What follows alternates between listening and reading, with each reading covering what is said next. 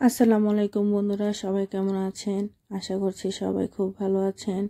আজকে আপনাদের সামনে খুব মজাদার একটি রেসিপি নিয়ে এসেছি। পুরোপুরি ভিডিওটা দেখার আমন্ত্রণ রইল। আজকের রেসিপির জন্য কোয়েল পাখি নিয়ে নিয়েছি।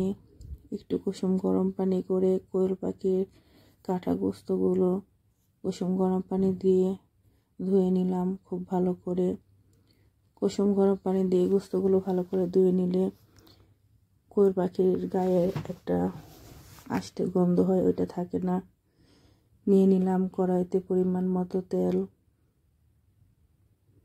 দিয়ে দিলাম এলাচি, দারচিনি, তেজপাতা, পরিমাণ মতো পেঁয়াজ কুচি, দিয়ে দিলাম 1 টেবিল চামচ আদা রসুন বাটা।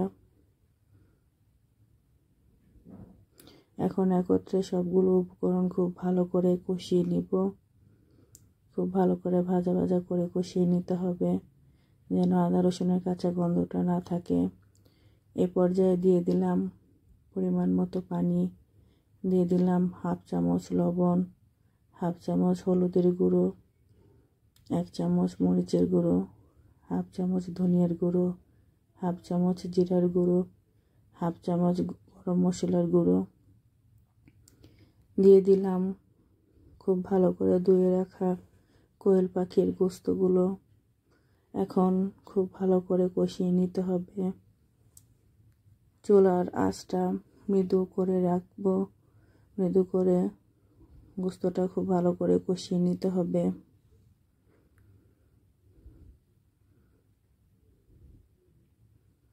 দেখুন গোস্তের কালারটা কতটা সুন্দর হয়েছে। কোয়েল পাখি স্বাস্থ্যের জন্য খুবই উপকারী। কোয়েল পাখির গোস্তে থাকে ওমেগা-3 ফ্যাটি অ্যাসিড ও কম কোলেস্টেরল হৃদরোগ সুস্থ রাখে।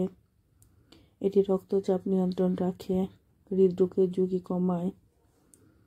এতে আছে ভিটামিন B6 এবং ভিটামিন B12। কোয়েলের মাংসে পর্যাপ্ত পরিমাণে থাকে, যা রোগ প্রতিরোধ ক্ষমতা বাড়ায়। শরীরকে বিভিন্ন ইনফেকশন থেকে কোয়েল পাখির গোস্ত বাঁচিয়ে রাখে।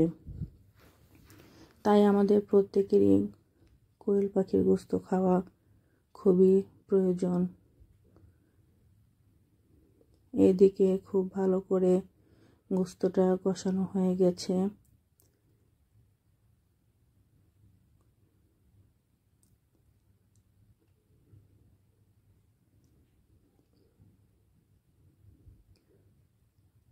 এখন দিয়ে দিব পরিমাণ মতো পানি, গোস্তটা আরো ভালো করে সিদ্ধ হওয়ার জন্য।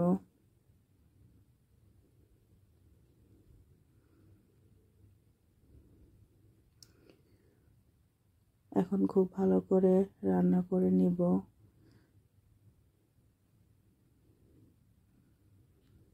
কোয়েল পাখি গোস্ত কবুতরের গোস্তের চেয়েও মজা হয়।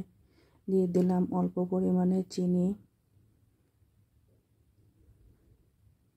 এটা আপনাদের ইচ্ছে হলে দিতেও পারেন, নাও দিতে পারেন। আমার কাছে ভালো লাগে তাই দিই।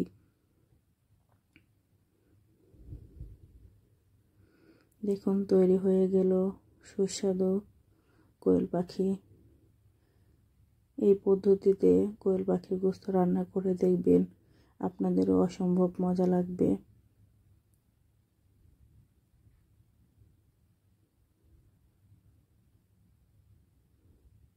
সবাই ভালো থাকবেন।